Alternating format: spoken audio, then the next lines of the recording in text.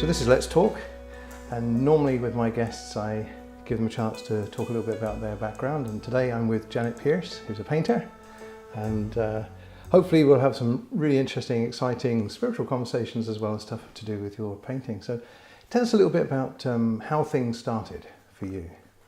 Well, I think somebody asked me the other day about what got me into this game, and it went right back to when I was at school. I was at school in Scotland, in the comprehensive. My parents were engineers, they weren't artistic at all. And the art teacher said, "Do you have paints at home?" I said, "No." He gave me free, there were 7 and 6, the tubes of paint, I remember. And he gave me about 5 or 6 of them, and I came home with them. My mother said, "Where did you get those? Did you steal them?"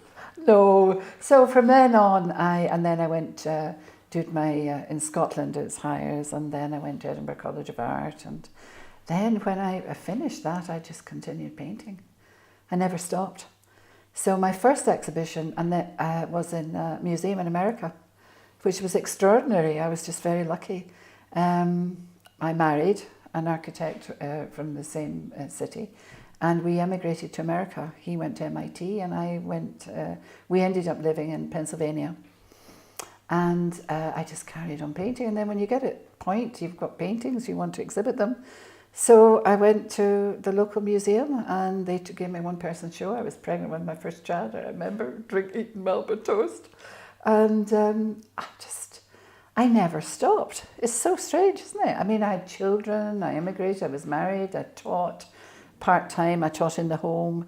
But I just never stopped painting. And what influenced your paintings at that time as a youngster growing up? And do you see any themes that were I do coming remember when I was a little girl in Edinburgh, I used to go to Princes Street with my mother, and we'd do window shopping. And there was a real Gainsborough in the window of Lily White's.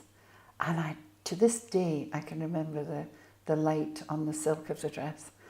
And I was supposed to be looking at, fashion and all, and I was just absolutely gobsmacked by this beautiful painting.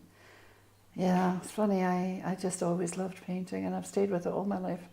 Against all odds, because, I remember when I was teaching in NCAD, which is the main art college in Dublin, another artist saying to me, "What century are you in? Painting's dead."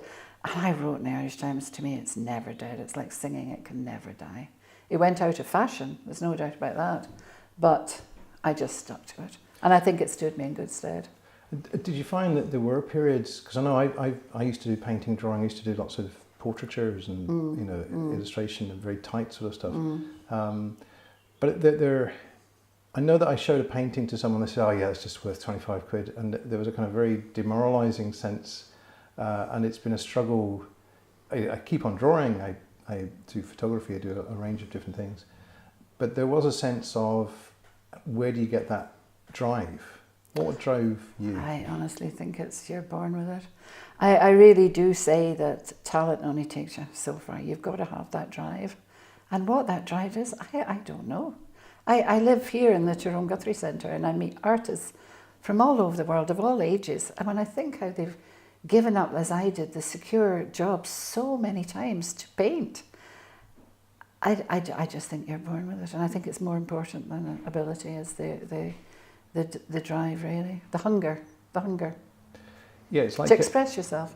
Yes, and fulfill yourself. It's finding a voice, isn't it? It is. It's just a hunger to express yourself, and I actually think I really do think this is more important now than ever, because a friend of mine just told me the other day about her husband had done a friend of hers had just had an operation in London by robots, and it was conducted by internet from a top surgeon in America. And of course, the robotic life is, and no robot can do my paintings. And I've often thought, I used to say to my students, 25 people in the room paint one green apple, and every single painting is different of that apple. Yes. Because you're expressing something individually. And to me, that is what is so great about painting, is that, you express so much in a brush stroke. Never mind your choice of colour. Never mind it's like singing. It's very like singing. Because, if you're a singer and you're feeling depressed, it comes out in your voice. You express yourself without knowing it. And that's painting. I know I've taught students as well, and I know that quite often we try to get media students to look at different perspectives, and like we're having a conversation now, but I'm sitting here and you're sitting there, so this experience is not the same. We're not sharing the same experience. No, of course. We're having two different experiences. Yeah, your inside and my inside. Yeah, and I know that, and quite often when you're being inspired to say something, there is a little something that comes through you, wells up, and then eventually comes out the mouth to express the voice, kind of thing. Yeah. And a lot of decisions are made in those kind of ways. You were talking about robots and how everything's becoming automated. Yeah. But it's those little extra things that human beings... I don't know where a lot of my ideas come from. Yeah. But I can find myself in a certain situation, and all of a sudden something comes to me and solves the problem. Well, you see, if you follow a spiritual practice as I do, I follow a guru for the last 13 years. But I think I've always been a spiritual seeker, but didn't particularly like religion. I wouldn't call myself religious. And I did leave the Christian church a long time ago. But I was always spiritually seeking. And of course, with he's a guru, he's Sri Vasudeva, he lives in Tobago, but he's basically a Hindu message, spiritual Hindu message about meditation and a kind of path. But he was taught by Jesuits, and he became an engineer before he decided he wanted to follow spiritual. He's just a spiritual leader. And I mean, Gu is darkness and Ru is light. And he's a spiritual leader that gives you tools to take you from your inner darkness to inner light. That's all it is. Has a very bad, cults and gurus and all that kind. And it took me a long time to come to terms with that misinterpretation of it.